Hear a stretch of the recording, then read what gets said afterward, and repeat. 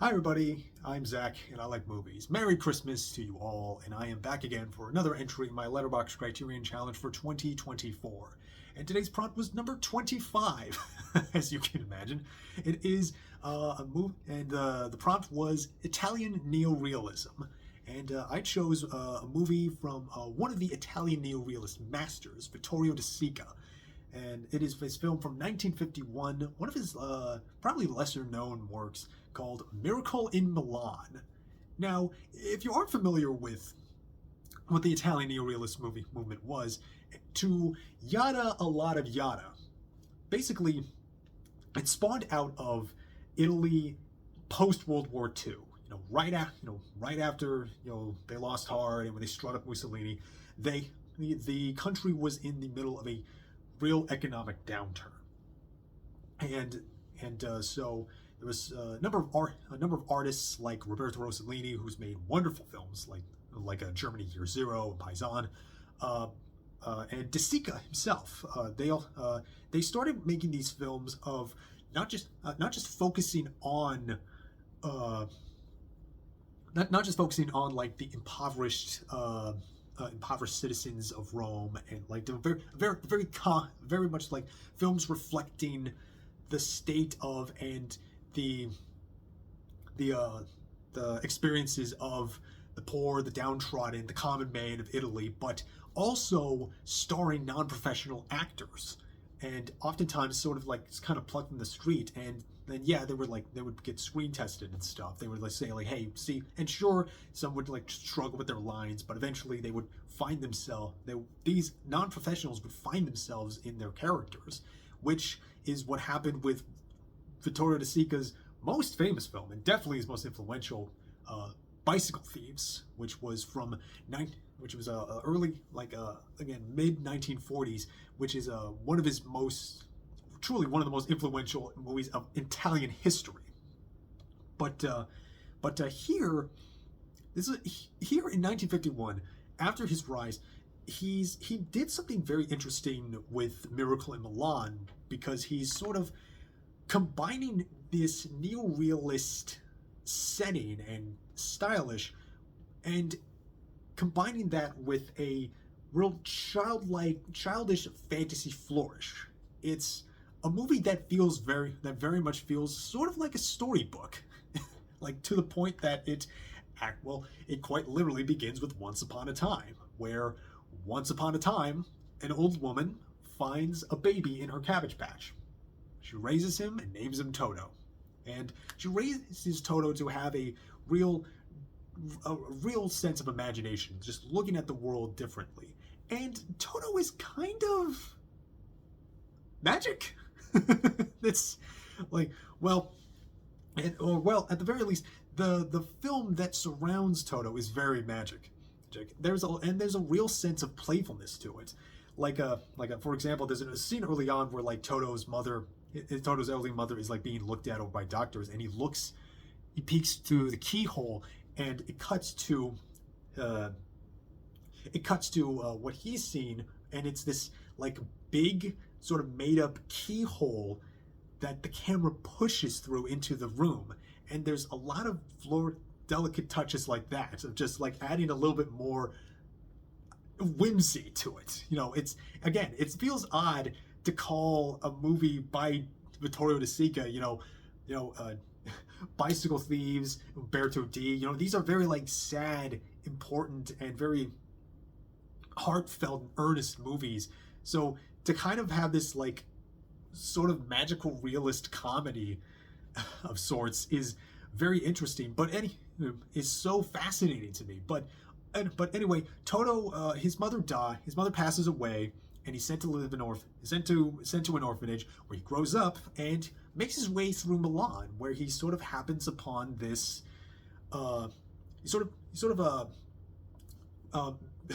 makes his way to this sort of shanty town of a lot of there's like homeless people, like sort of impoverished and left in ruins after the war. They're sort of like stuck in this like big field of land where they make shacks out of just bunches of scrap. And Toto, he has this really fun sense of really just endless kindness and patience with everyone.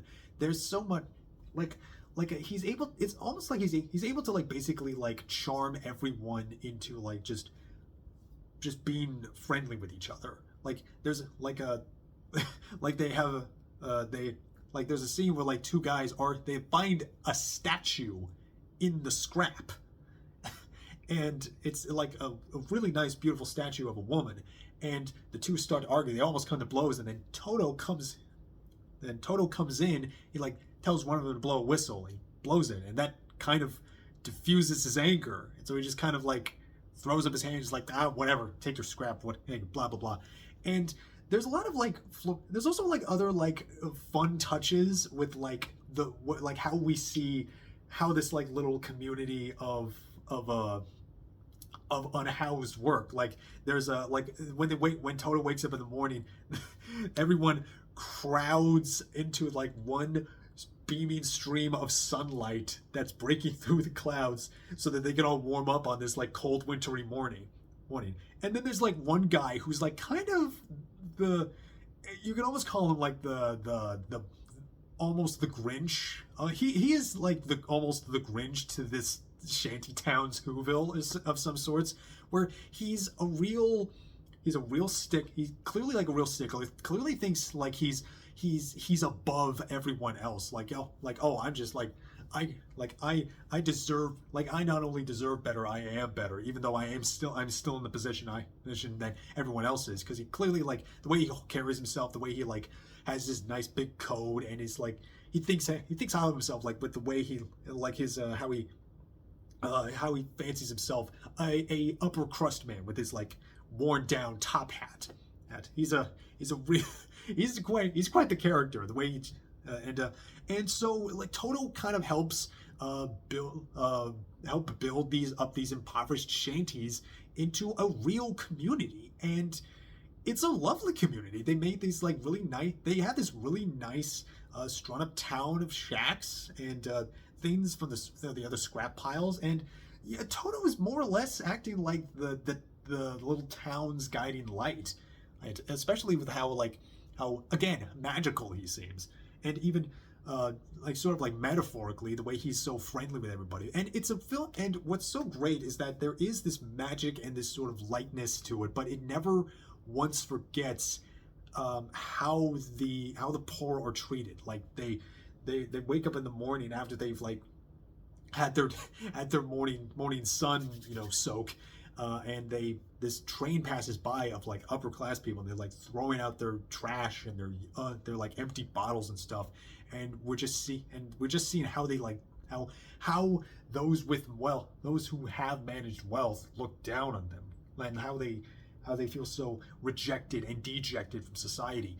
And even we see one man who's like really like walk up to those train tracks waiting for the train, but Toto pulls him aside, and it's really lovely, and you just get wonderful fun little characters, and just little things that like see the playfulness. You see how Toto interacts with him. Like you see a man who's like 4 foot nothing, and he's like and Toto just kind of brightens his spirits because like he feels insecure about being so short, but Toto brightens his spirits by just kind of like squatting down to his level. And so every time he's like in his line of sight, he like squats down immediately. It doesn't matter if he's like walking amongst with other people. There's also like a great moment where like there's like a group people pay pay to like sit down on their chairs to watch the sunset, and it's a lovely sunset that they watch. And while this is happening, like some men like they stomp and strike the ground with a pole, and water comes gushing out. And it's like, oh, they're like cheering, hooray for water, hooray for water. And then somebody accidentally drops their matches, and it lights it on fire. It's petroleum. Hooray, hooray for petroleum. And of course, the landlord, the guy who owns this land, comes in, who's been trying to make some deal with this other silly land baron, with in very in very silly arguments where like they're barking out their demands for money. They're haggling the price, but like the way they're doing it, they're just like they're barking out their orders until they're quite literally barking like dogs at each other. And Toto kind of like charms the pants off of one of them. That's Mr. Moby, or Mr. Mobby. It's two B's. and like, yeah, Mr. Mobby clearly is like, oh, he's like clearly, you know, rich. He thinks highly of himself. He has this great big fur coat. He has a new fancy top hat, not the used one like that other guy has. And Moby and Toto kind of like convinces, kind of in his own Toto-ish way, he kind of convinces him he kind of convinces Mr. Moby to like let them just stay here by recognizing their humanity. Like, I have a nose just like you. You have a nose just like me. I have 5 fingers. You have 5 fingers, just same as everybody. And it just kind of works like that. Just kind of like, oh yeah, you did. That's honestly part of the fun of the movie, where like we just see Toto just sort of like quite literally hand wave a problem away sometimes. But it's not like Toto is like completely infallible. He's, you know, he is kind of like he recognizes so much, and he cares so much, and he carries a lot of this weight. You can see that he's like bearing a lot. He's like almost like he's putting on a brave face for everyone. And there's then in the second act you have in the second half, I should say, you have Mr. Moby. He's like, Mr. Moby. He like gets word about the petroleum from the stickler of the mud, who like, and it, like he kind of keeps Toto and a group distracted in his office with just a bunch of silly shenanigans. Like he has he asks like for what the weather's like, and he he has just a guy hanging outside of his office window on a lamp arm, just like rings him in. He's like, yeah, it's about this high. Okay. and while that's happening, you have what else would a greedy landlord do but bring in the cops and do it, just breaking up a homeless camp and tell them to kick him out. Tale that is sadly old as time. We're dealing with that now. Thanks. Thanks, Gavin Newsom, Eric Adams. Anyway, and Toto's seen this, and he climbs to the top of a pole, and he just like basically is begging for a sign. He doesn't know what to do. Everyone is like, they're getting thrown out. They're getting smoked out of their town, and then he is visited by the ghost of his mother, who grants him a dove, and then she has to run because she's being chased by 2 other angels. And this dove basically makes him magic, like for realsy magic. like Toto, he gets the villagers together and he makes them blow back smoke in literal like huff and puff, and they blow it back, and they endure and from there on it sort of becomes this like fun standoff between the community and the police, who trying to kick them out of their homes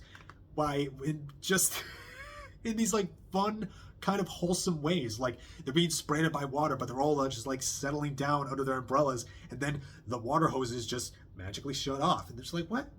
And they endured that, and then they're like, all right, we've had enough. We're gonna take all these cops. We're gonna charge at them. And the leading lieutenant tries to he declares charge, but he says it in the style of opera, out of nowhere. he's like, what are you doing? What are you doing? That's ridiculous. And he like kicks him out. And as the hires a new lieutenant, and he also makes the charge in opera. It's so wonderful. And they sort of like aren't able to stop them, so they just kind of leave him be. And from there, Toto was basically conscripted into being the town Santa.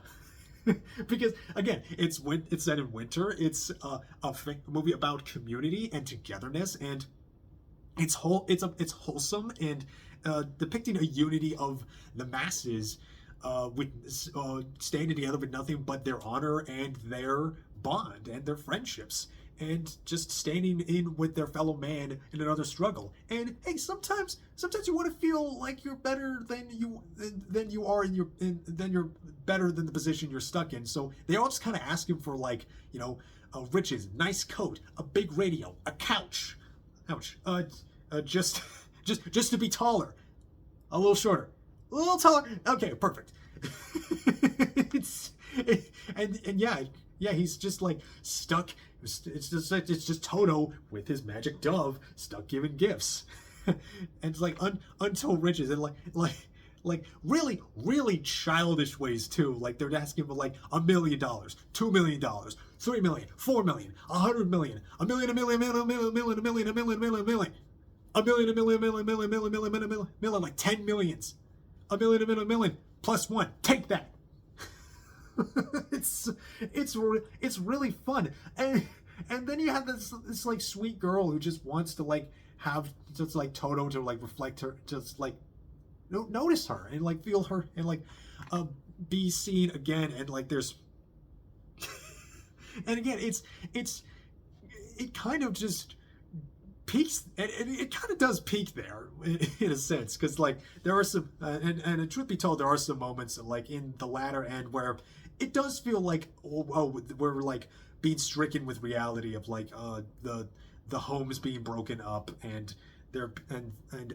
everyone being forced into paddy wagons and taken away. But then we're then also suddenly broken away into a more optimistic fantasy. And for the most part, I feel like it doesn't, that never, like the playfulness and the optimism never feels at the cost of like any emotional stakes. But then again, it does. Then maybe I'm just being a little unfair to it, because I can't help but think this is from the director of Bicycle Thieves. So I'm kind of, but again, this is sort of like a sort of optimist movie. It's a movie about the goodness in man, and bringing kindness and structure to everyone. And I think that is a movie that is really needed, especially like now and for the oncoming future. I think we do need movies about community and communities bonding and forging, and I do think optimism, even optimism that doesn't quite make sense, even if it is a fairy tale or a dream. I mean, kind of a dream. I mean, like his name is Toto. Like he's named for the dog in Wizard of Oz. It does kind of feel like that doesn't feel like an accident to me. And I do think some might your mileage might vary a little as far as like how much of this sentimentality gets you. Like especially that ending. That ending is very borderline saccharine sweet, but for the most part, it's very universal. It never feels too downtrodden. Never feels too heavy. It does strike a really, really good, really wholesome balance of this of recognizing and acknowledging and embracing the impoverishedness, the poverty, and the struggles of the downtrodden. But it also keeps the spirits up in really fun ways, and it is a fun movie. I think it gets a lot of really good laughs too. And I never would have thought Sica had a sense of humor. But then again, this was like maybe my third. It was like Bicycle Thieves and Umberto D, I think, and I haven't seen those since like film school. so yeah, I clearly have a lot more bases to cover, at least as far as he's concerned. But yeah, this I really like this. I would love to have this. I would recommend this for Christmas time. It's kind of not necessarily Christmassy in like the aesthetic sense, but I think peace, a very much kind of bringing peace on earth, goodwill toward men certainly fits this in the same in a way that like much of It's a Wonderful Life does. Maybe not so much when it's at Christmas time, but generally the front half of It's a Wonderful Life, when George is like helping everybody out, really